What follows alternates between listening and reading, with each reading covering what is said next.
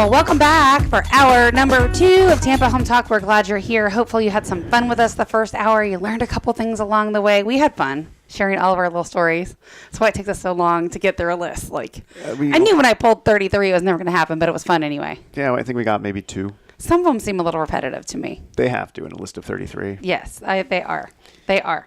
All right, so for this hour, we have Mr. Eric Bunch joining us for the show. Welcome. Yes, thank you very much. And so you are, well, you know what? Let's jump in and tell the listener who you are, how you got your start. You're an entrepreneur, right? Yes. And you actually own a photography company? Yes, I own a photography company called NTP2 Photography, coming up on the 4-year anniversary, and then recently started a podcast called Dadpreneur. Now, what made you want to do that? I've always wanted to start a podcast. Okay.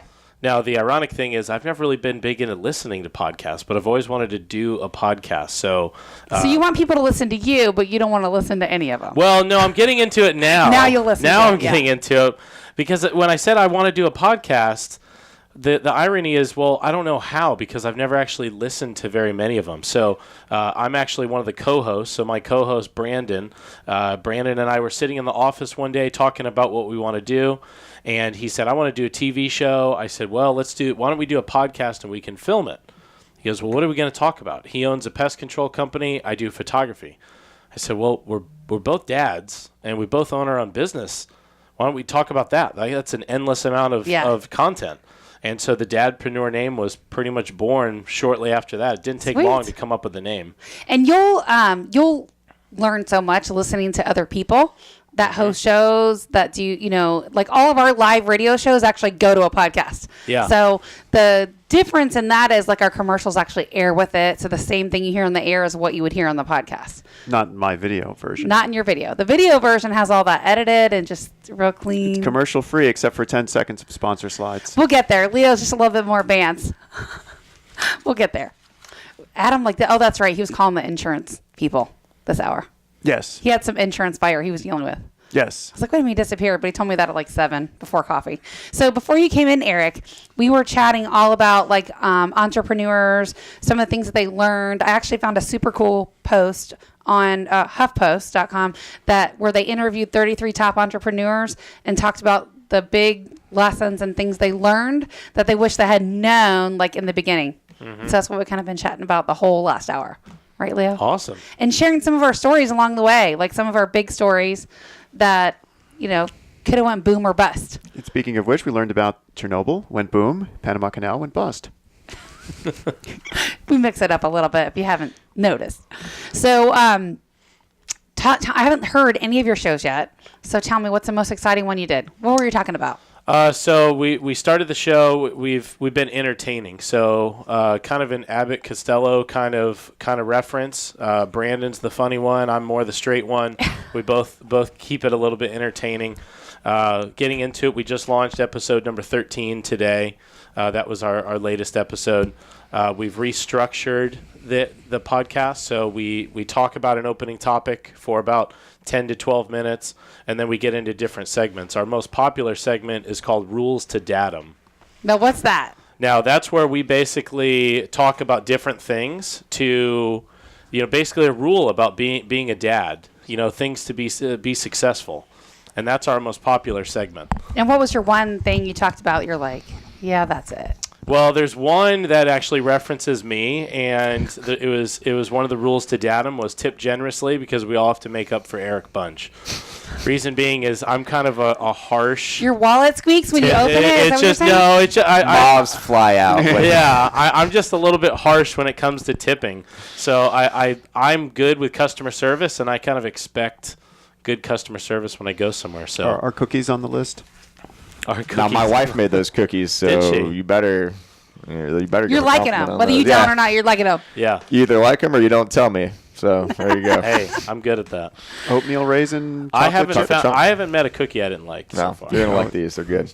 6 cookies. So let's jump into a few more of these 33, shall we? And then, so I was talking, we put the highlight, and then I pulled little blurbs about whatever the entrepreneur said, and then I figured we could kind of chat in on them as well and share our experiences. Wait, so you had a list of 33 with 5 to 7 sub-bullets? Oh, hush. We're going to get through maybe 5. You know that. That's how it goes.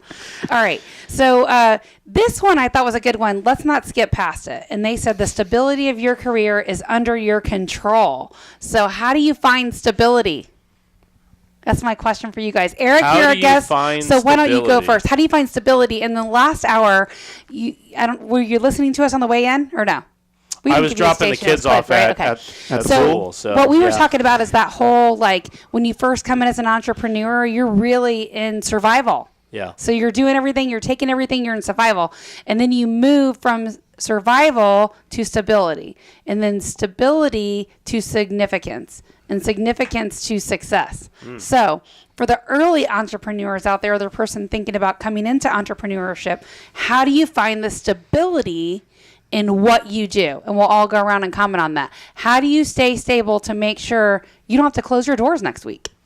So the way I stay stable and I found stability is putting a structure to it.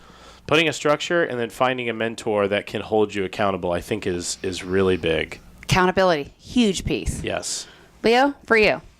Stability for me was outsourcing. Basically, I didn't want to learn everything. If I can't figure it out, I'm outsourcing. Now I'm outsourcing the stuff I can figure out. For you? A little bit of what he said, finding a routine that's repeatable, that gets me focused on what I'm trying to do that day. And then, a little bit of what Leo said, realizing that not only I can't do everything, I shouldn't do everything. Absolutely.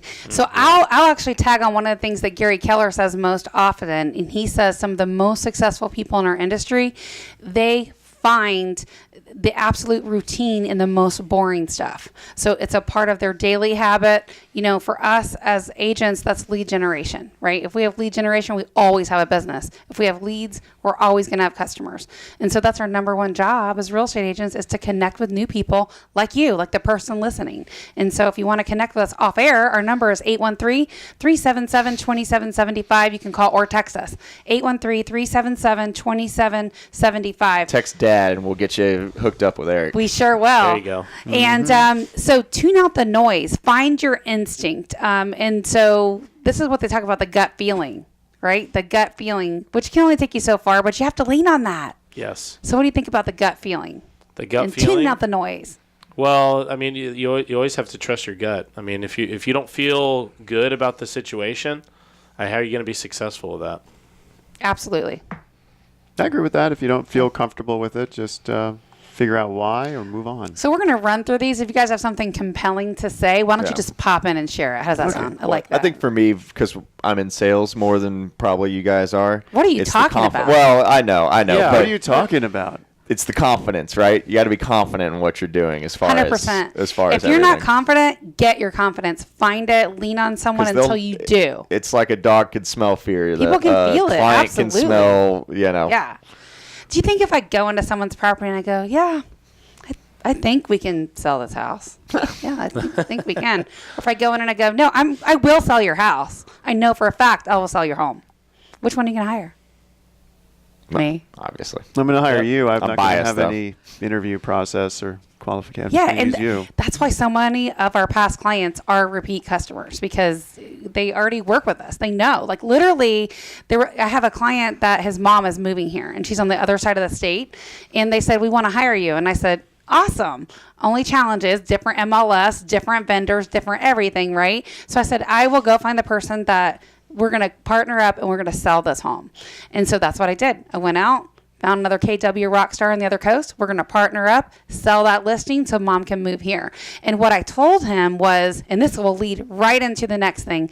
What I told him was, I want you to represent this client like you would your own mother, right? It's an older couple, older family. It's my client's mom. I said, I want you to take care of her and give her advice like you would mom. And if you don't take care of her like she's your mom, then I want to find somebody else. Absolutely. And so that's how I kind of segued into it. And it was just a good match.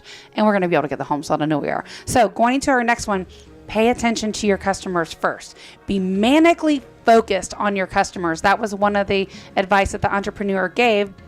And I thought about this and I'm like, don't all companies start with a missing gap and a need, right? That's where it starts. But I think that little shift is, be hyper-focused on the customer, not only their needs, but the outcome. We were talking a lot about reviews, Leo. in the last hour, and we'll tag on this a little bit more when we come back. Our author number is 813-377-2775, 813-377-2775. You can call or text us. If you want to connect with Eric, just text Dad. We'll get you guys hooked up. And if you're looking for us, you can text whatever you want. We'll get back to you. We'll be back in a minute. Welcome back. Good morning. Leo Cannyn with Beryl Engineering and Inspection with Katrina Madewell from That's me. And we're hanging out with Mr. Eric Bunch. Eric Bunch. Yes. Yeah, asking the tough entrepreneurial questions. Put Katrina to work during the commercial This break. is actually a fun show. Yeah, put Isn't you to it? work. You had to find the highlights. You got stars. You I'm got still circles. You got reading arrows them. and lines. It's All like a right. flow chart. It was, and we talked about this. Remember in the earlier segment, maybe it was the last hour. I don't remember. We talked about the success of your team, right? Mm-hmm. So I'm going to kind of tag 3 of these together, and then we'll chat about all of them. One was finding success is much easier as a team, and my first thought was, oh my gosh, where would we be without our team members, our key players, right? And it was said that the biggest lesson they learned was the hard way. Is entrepreneurship is much easier when you're not doing it alone. Partners whose skills complete yours and whom you trust completely make a difference between big success and small, or success and failure. The other one was the quality of your team can make or break you. Oh my gosh. I totally learned that lesson the hard way. And try to be incredible at one thing. You're going to be pretty good at a lot of things, right? The master of captain everything in the beginning. But once you find something you love, you can scale your business. That's how to grow. So let's talk about those. Yeah, why don't you start, Eric? You're a photographer by trade. There's a lot of different Things to photograph. And you have a what do you small, specialize nice little in? team, right? So you have yourself and a couple others. I do have a team, yeah, and something that came to mind, my dad has always told me is use people to the best of their abilities. So if they're really good at something, like let them run with that. Yes. So that's always the coaching that he's always given me. On your website, I pulled something I thought was really cool, and I'm going to share it. Yeah. It said on there, 1 goal, 3 professionals, over 400 clients, and 500,000 picks. I loved it. Yes. Yep. So what's your one goal?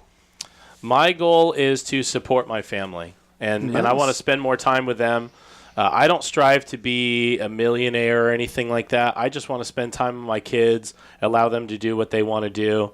And, I can take clients that I'd like to, things that interest me, So being you have a couple other photographers, how do you guys break that up? Does one shoot like houses and one shoots people and one does weddings? Like, what does that look like for you guys? So we have 3 people. My business partner, Doug, he has his set of clients.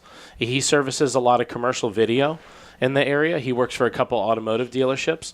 So when we get bigger projects that require 2 of us, then we combine. Like a wedding, we'll both do that together. So whether it's both photography or both video and photography, then we can do both of those things. Yes. So it just depends on the project. So your team, Leo, where would you be without your team members? And I can tell you it's so I wouldn't be funny. here on the radio right now, I'll tell you that. You're right. And let's comment on each other's team members, shall we? Okay. So I've had the pleasure of interacting and working with more than one of Leo's inspectors.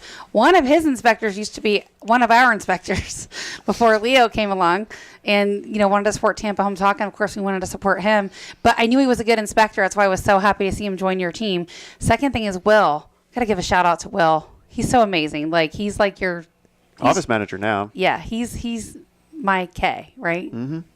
So, your team is awesome. Like they help organize all those details and do those things. And I love them. Always super expedient. If we got something urgent, they'll jump in and do everything they can to make it happen. And you guys are busy. It's Yeah, not like you have nothing going on. What I really like now is if a day goes by that Will handles the entire office and Anthony handles all the inspection over questions and stuff, and I don't need to know what's going on. That's a great day for me. Yes.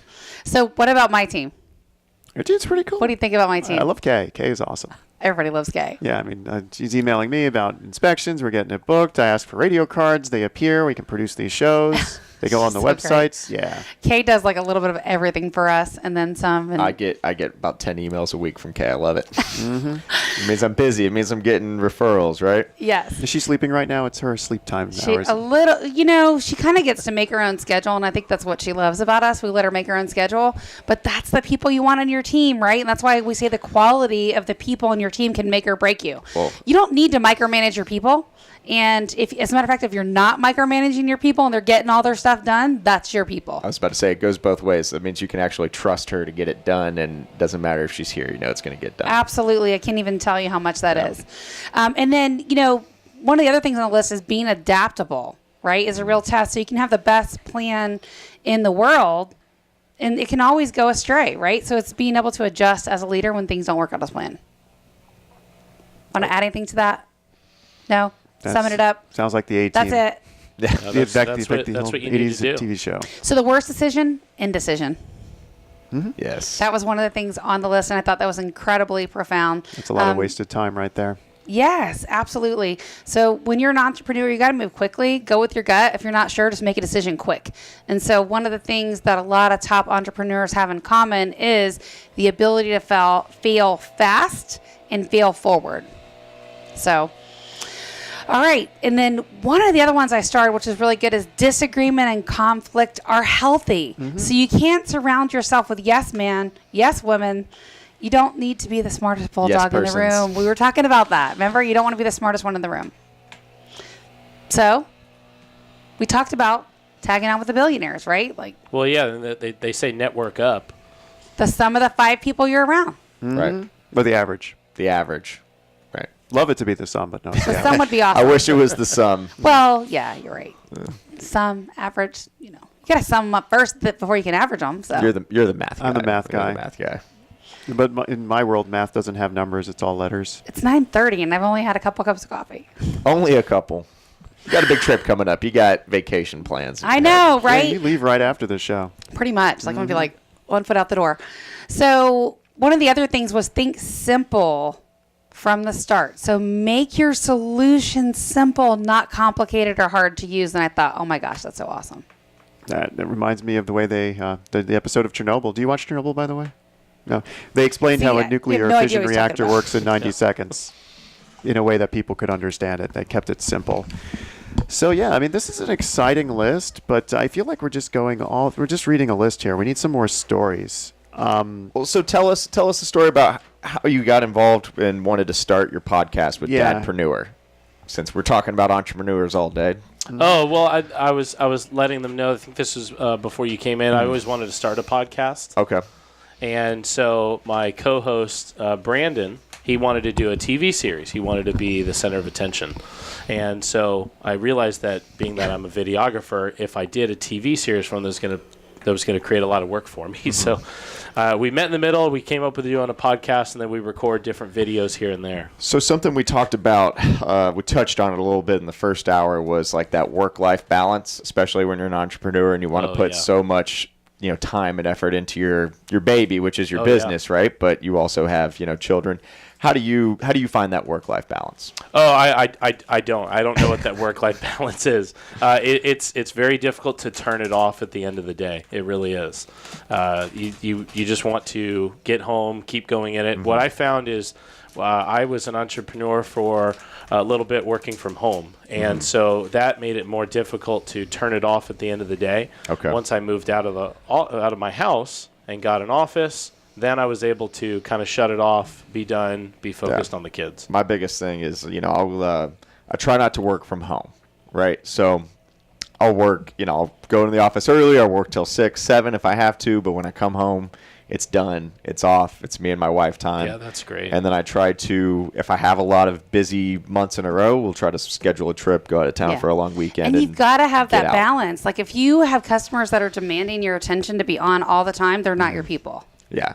Well, so perfect example, we went to Panama, right? We just went to Panama City.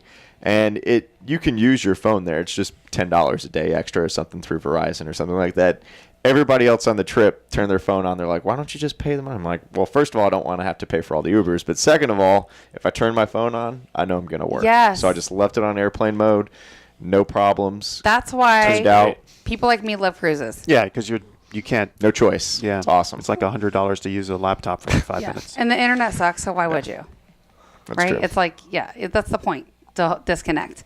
So one thing I want to go through, and then we'll go through the stuff I added at the bottom. So this is pretty big in our world, but getting told no on a daily basis. So if you're not being told no on a daily basis, you're not pushing yourself hard enough or taking enough risk. What do you think about that one? It goes back to that show we had. I forget who he was, but he wrote his own motivational book, and it's like, there is no can, it's only how. Oh, you're talking about the guy with no legs and one arm, Nick. Yeah, Nick. I missed that day. That was an awesome, but his saying was, there is no can't, there's only how. So Nick was born with Hanhart syndrome. And so with Hanhart syndrome, you're either born with no limbs or no organs or missing a combination of either. And so Nick was born with literally no legs. And the one arm he amputated. His story was amazing. He's got a whole book about it. And his outlook and his perception, the way he sees things is so different. And so that was a really fun show because I didn't tell any of you what was happening for that, remember? We just brought him in, and we were at the Beasley studio, so a really high table like this. And we had to bring in like a little something separate, stable enough to hold him. And I didn't even notice that because we're in like this really tight rectangle, so I thought it was just another guest that was really eloquently speaking about motivationals from a hardship standpoint. Yeah. Well, Leo's always like running in on the fly, so he like totally missed the fact that he didn't have any legs. But he was an amazing guest. You're gonna get him back. He was That's awesome. Amazing wealth Next of time he knowledge. writes a new book. All right, our author number is 813-377-2775. You can call or text us 813-377-2775. When we come back, I'm going to talk about a few I added to the bottom. They're going to be exciting. Don't miss it.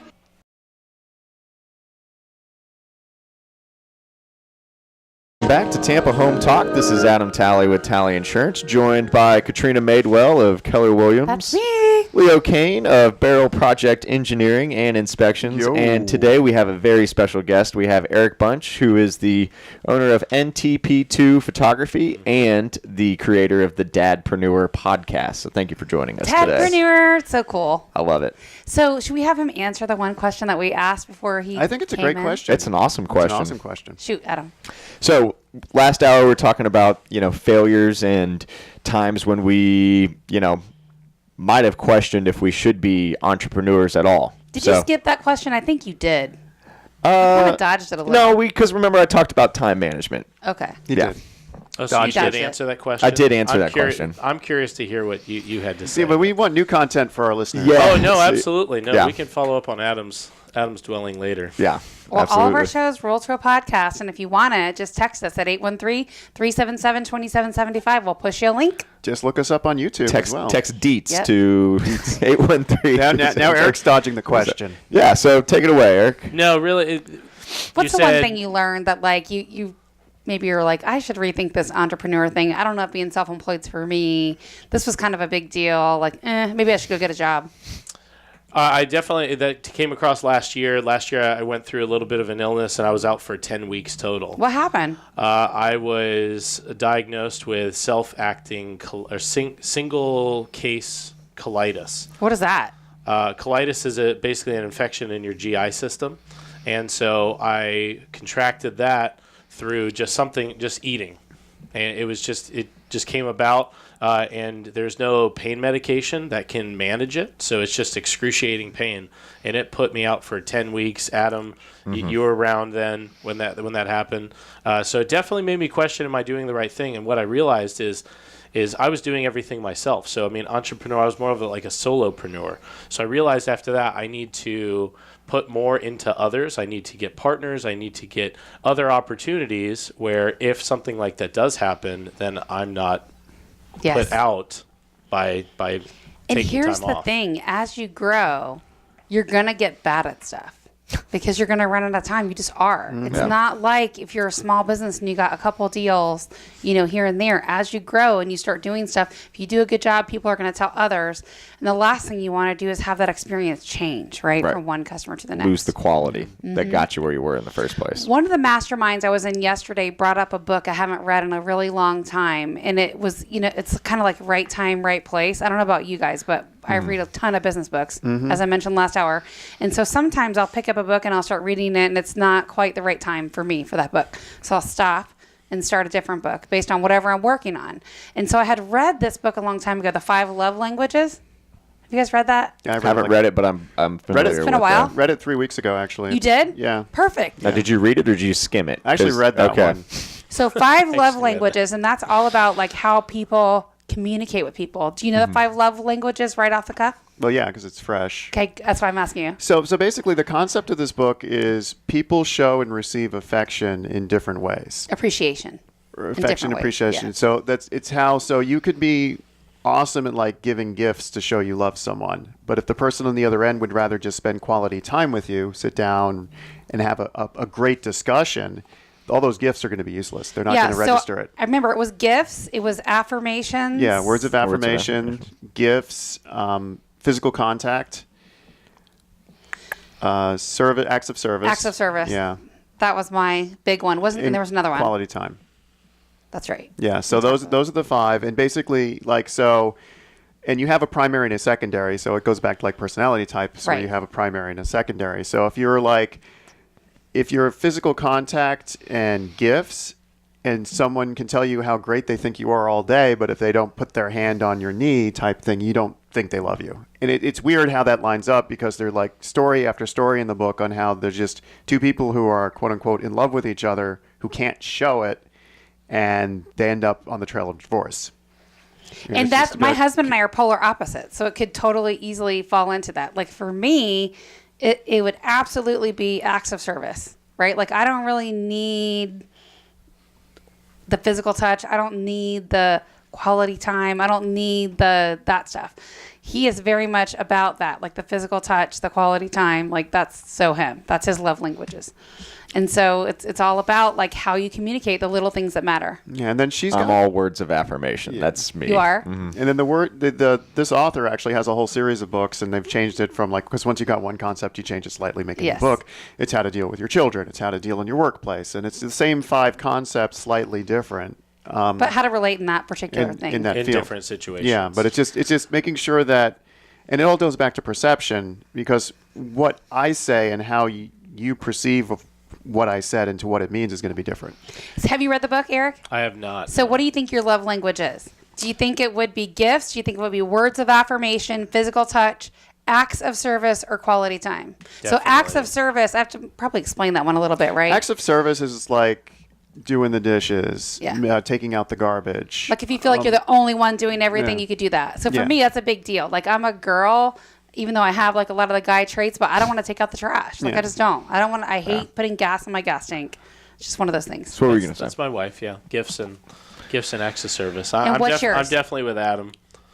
Words of affirmation? Yes. And quality time. So you want to hear, hey, I love you. Yeah. Yeah. You want to Yes. hear, hey, I appreciate you. Yes. You want to hear, hey, thanks for mowing the lawn. Yeah. Yes. Right? Yep. Absolutely. Because I'm going to do it anyway, so I just want Yeah. I want the appreciation. So I had written right behind it So Leo, is that yours as well? 'Cause Mine's- I see mine's- all of us nodding our head No, right now. mine's quality to all of time. these. Mine's actually quality time first, words of affirmation second. So. I would not have pegged that. Would you?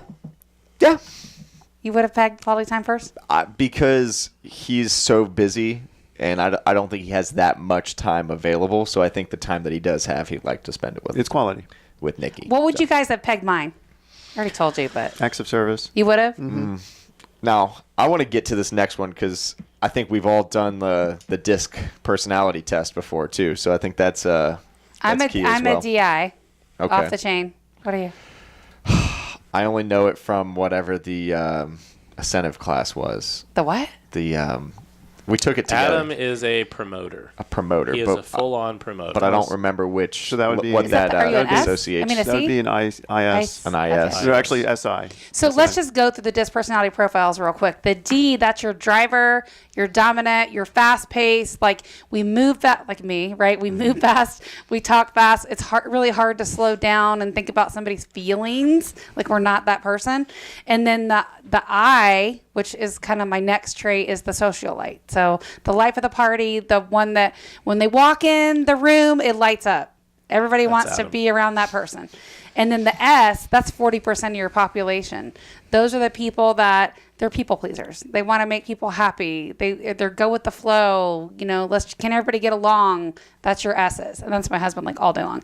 And your C's are your engineers, your analyticals, your CPAs, bookkeepers, number crunchers, bean counters. Those are your C's. So What's your personality profile? Obviously, got some C in there. I'm sure. I'm DC. That's what I would have. Just like the I would've comic books. pegged it. Just like the comic I would have books. known all day. DC. What is yours? Mine is I. You're high I. Yes. It makes sense. But when I did the test the first time, I was all the way on the I. When I did the test again after 3 years of owning my own business, I tested even with D and S. Your personality definitely can morph over the years. 100% sure. Well, and what we learned is it doesn't necessarily morph, but you have to learn to adapt. in those situations. But your personality does morph, right? You have to learn to adapt to different Well, what I personality found styles. when you get to an advanced interpretation of DISC, again, master's degree in it, when you get to an advanced interpretation, your primary is what you think people need you to be, and your secondary is what you truly are. So for me, I'm a DC.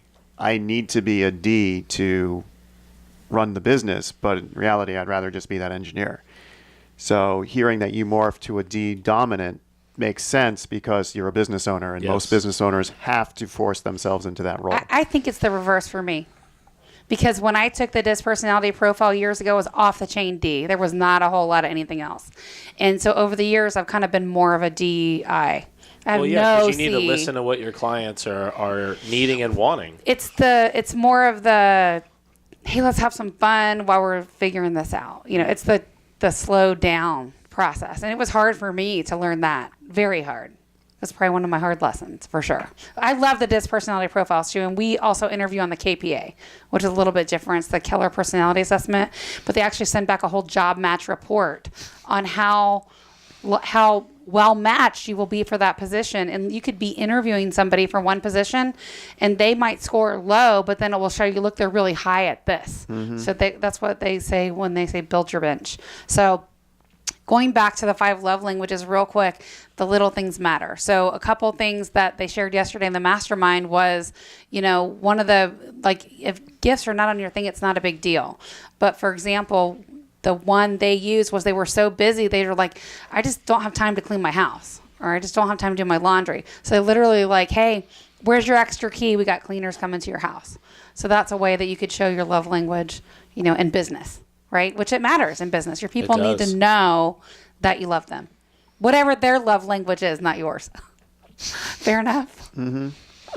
And then nonstop growth. I put that on there as well as accountability. I think those things are huge. Nonstop growth. How do you grow as a leader? How do you grow? As a business owner, as an entrepreneur, as a leader? How do you grow? How do you grow personally? I would say learn from others. Either their successes or their failures. How do you personally grow? I read a lot of books, listen to a lot of Ivan Meisner podcasts. How do you grow? Continually trying to educate myself, and then also surrounding myself with people that I can learn from, right? For me, it's books and masterminds all day long. It's what I do. And so what about accountability? What do you think about that? Is it a hard thing for you? Do you find it easy? Do you like it? No. No what? Not easy. Don't like it. No, I don't like to be held accountable, you know, but I know that that's what I need to do. So that's why I personally surround myself with mentors that will want to see me do better, and they'll pour a lot into me. Get a business coach. Yeah. Well, I think that's the hardest part of being an entrepreneur, or being in a small business where you're running everything, is the accountability, right? Especially once you get a little success, it's okay. How do I keep trying to push forward when everything's going well? Talking towards business coaching. There's a business coach in town, an outfit called Action Coach, and they basically teach you that you're not truly an entrepreneur until your business can run without you. Exactly. Wow. Yes. And then that's what their action coaching that moves that towards where you can be an entrepreneur that's making money while the business is running itself. Yeah, with great core key people. Do you coach with them? I did back in the day. Okay. And so we'll talk about how you hold yourself accountable, Leo, and we'll talk about accountability for me. We'll answer that when we come back right after the break. We got a couple other things we're going to chime in on as well, and a few things to remind you before we wrap up at the 10 o'clock hour. Our off-air number, 813-377-2775. We'll be back right after this break. Welcome back. Thanks for hanging with us to the last segment here on Tampa Home Talk. And, this is so out of the realm for us on what we do every week. I love it. But I want to hear your input. I don't care if it's good, bad, or indifferent. I'll take it. So text us how you think we did this week. Let us know if you like the show. Let us know if you didn't. Let us know how long you listened. 813-377-2775. You can text whatever you want. 813-377-2775. Let us know if you enjoyed the show. Text us 1 star, 2 star, 3 star, 5 star, whatever you think. They're gonna all text, get that tally kid out of here. Get that tally kid out. Well, the good news is you're stuck with him next week. Yeah. He's got his own show. I'm going to try and call him, but it might just be the Adam 2 hours. No, it'll be great. We'll have a good time. So, business planning. I added this to the list. It's been a core staple for me for many, many years. How is business planning not on the list of 33? It wasn't on here. I'm telling you, it was not on here. Well, entrepreneurs learn their top little Goal tips. setting wasn't on there? Your goal setting? There was a goal setting-ish somewhere. Okay. It Yeah, wasn't okay. like as prevalent as I thought it would be running through it. But I business plan every year. What about you guys? Yeah. So you sit down like in a locked room, business plan? Well, I try to do it. I do it twice a year, right? I do it 'Cause once a month. Yeah. Because That's what I was going to say. Like a lot of people, including myself, will spend all this time business planning and not spend enough time at those benchmarks, right? Mm-hmm. Quarterly, monthly, on down to daily if you like. yeah. So the other thing too that I thought was so cool, and I got this actually from Christy Wright's Business Boutique podcast, and I thought this is so spot on. The more successful you become, the less accessible you become. Mm-hmm. Ouch, that's kind of hard, isn't it? Yeah, that's hard. Isn't it hard to swallow? Because I don't know about you, but for me, I kind of think I don't want anybody to feel like I'm too big for them now. I don't care about them because it's just not true. But it's true. The more successful you become, the less accessible you are. We just don't have time. It's time 100%. management. I mean, I went through when I transitioned from a technical business owner to a leader, where people would request me as their inspector, and I'm like, I can't do it. I'm to the point now where I can't do a home inspection. I can't dedicate 6 to 8 hours for one, I don't want to say small transaction, but for one inspection, I can't do 6 to 8 hours of my time. That's why I have staff. I've been thinking about this for a while, Leo, because I'm like on this journey just like you are. We should keep like a running journal or like a log on, that growth stage, because I think, and I haven't seen any good books on this, and you can tell me if you've read them, but a good book on like how your role really changes at different stages of your business. That, Do you know what I'm saying? I know exactly what you're saying. I went through a course last year, a small business course called Emerging Leaders, and the whole course is dedicated to that. Is it? Yeah, 13 chapters. How long was it? It was a 6-month course. You met once a week. Actually, no, you met once a month. Once every other week. You met once every other week, but it turned into meeting once a week because you did breakout sessions and stuff, which is why I'm all jumbled on the time. But yeah, it's how your different stages of business, how you as a business leader should grow and develop in those different stages, and how you need to evolve. And here's the thing, a good business needs systems. And the old saying, what got you here won't get you there, is so true. So like what's going to work as a solopreneur, back to what you said, Eric, what's going to work as a solopreneur works great until you have 1, 2, 3, 4. Like at what stage does that system break? Right. And then you have to reinvent, tweak, change, implement some new systems. Well, don't they say one of the biggest mistakes you can make is say, well, we've never done it like that before, right? What do you you're mean? So like you're not willing to change, Oh, right? yeah, so, you're not gonna grow. Like obviously, especially these days in my field, technology is huge because that leads to efficiency. So if you're not willing to evolve and you don't want to step forward into the future, you want to stay with, hey, what you're comfortable with, that's where you start to fail. We are going to gotta get out of your comfort zone. Change our business drastically. Like in the real estate space, this is going to change so fast that the agents that don't change with it are going to get left behind. Mm-hmm. It's happening now. See it. A lot of the technology bots and the way people search. And once Keller Williams launches their update on the new app, which should be any time, we're going to be talking about it with my OP. He's going to come in the studio and chat with us about it. And Zillow will be no more.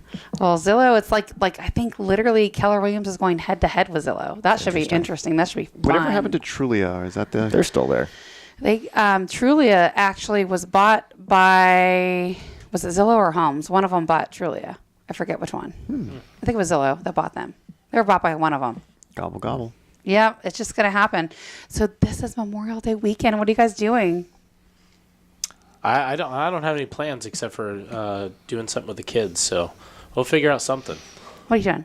I'm going to see John Wick 3, Parabellum, at the Cinebistro tonight. My husband's been talking about that movie. I really want to see that movie. That's the movie that dethroned Avengers Endgame out of the top slot in the box office. Granted, it was week 5 versus week 1. Do you think you can watch 3 if you haven't seen the other ones? Because, of course, I haven't seen them. My husband's talking all about this movie. I'm like, I don't know what you're talking about. Well, the difference between 1 and 2 has a good recap, and I haven't seen 3 to know if there's a recap. But if you've seen 2, 3 takes place 15 minutes after the end of 2. So interesting. So if you watch 2, then if you watch 2, you can watch 3. But I think getting to 3 on its own might be a little tough because you have to let me know if you takes watch it. place right after. But I'm sure there'll be some recap. Download it on your phone. You got all sorts of free time coming up here. Yeah. But I'm so excited. I mean, with the John Wick movies, they do the choreography on the gun battles. Like, you know those westerns where John Wayne fires 8 with his 6-shooter? Yeah. They take that to a new extreme. There are whole fight sequences that revolve around bullet count. And it's well choreographed, awesome action sequences, and the bullet count matters, and that's what makes it why my extreme. husband's talking about it. Now I get it. Yeah. What are you doing Memorial Day weekend?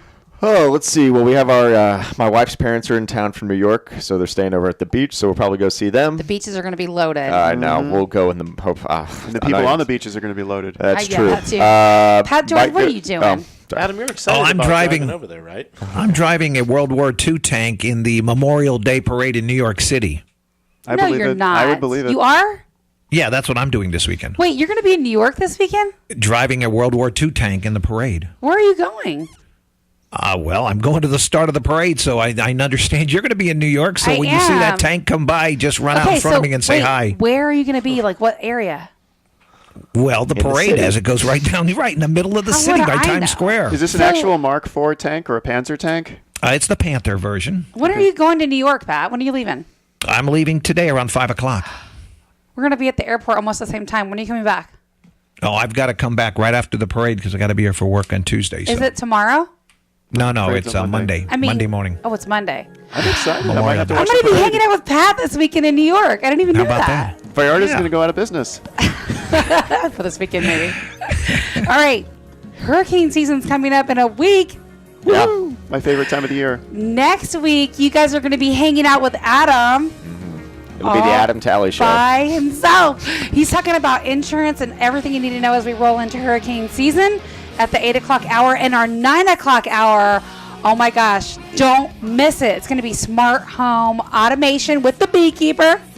It's going to be so great. All I love right. this question for next week. Why do I have 7 separate remotes for one TV? I'm so bummed I'm missing that show. I'm just saying. So I'm It gonna says have I'm to so listen to jelly it. on the That was transcript. me. Yeah. I put that on there. You better say it. All right. Our author number is 813-377-2775. 813-377-2775. Love where you live, or we'll fix it. Happy Memorial Day. We're out.